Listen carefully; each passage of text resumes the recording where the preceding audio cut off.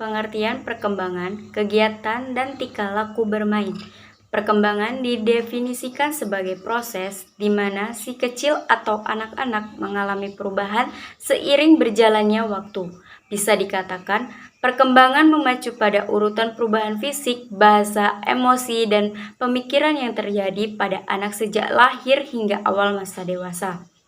Perkembangan masa kanak-kanak akhir sering disebut sebagai masa usia sekolah atau masa sekolah dasar. Masa ini dialami anak pada usia 6-11 tahun. Pada masa ini, anak sudah matang bersekolah dan sudah siap masuk sekolah dasar atau SD. Perkembangan juga dapat didefinisikan adalah proses di mana si kecil akan mengalami perubahan seiring dengan berjalannya waktu. Perubahan yang dimaksud adalah perubahan fisik, bahasa, emosi, serta perubahan pemikiran yang terjadi pada anak. B.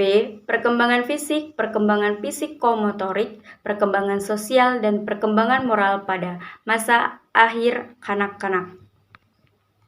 Perkembangan fisik meliputi perubahan tinggi, berat, perbandingan tubuh, kesederhanaan, perbandingan otot lemak, serta perkembangan gigi. Perkembangan psikomotorik meliputi A. Keterampilan motorik halus, seperti keterampilan kecekatan jari, menulis, menggambar, menangkap bola, dan sebagainya. B. Keterampilan motorik kasar meliputi kegiatan-kegiatan otot seperti berjalan, berlari, naik dan turun tangga, melompat, dan sebagainya. Perkembangan keterampilan motorik merupakan faktor yang sangat penting bagi perkembangan pribadi secara keseluruhan. Selanjutnya, perkembangan sosial pada anak meliputi sosialisasi dengan anggota keluarga, sosialisasi di sekolah, sosialisasi dengan teman sebaya, serta efek dari keanggotaan kelompok. Serta perkembangan moral pada anak-anak meliputi anak berbuat baik bukan hanya untuk kepuasan fisik, tetapi untuk kepuasan psikologi yang diperoleh melalui persetujuan sosial. Karena lingkungan lebih luar atau moral sangat ditentukan oleh norma-norma yang terdapat dalam kelompok usia sekitar 10-12 tahun sudah mengenal konsep moralitas seperti kejujuran, keadilan, dan kehormatan. Perbuatan baik dan buruk dilihat dari apa motif melakukannya. C. Sifat-sifat khas masa-masa kelas rendah dan tinggi di SD.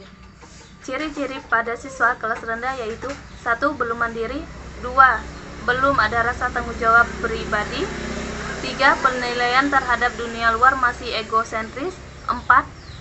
Belum menunjukkan sikap kritis, masih berpikir yang fiktif.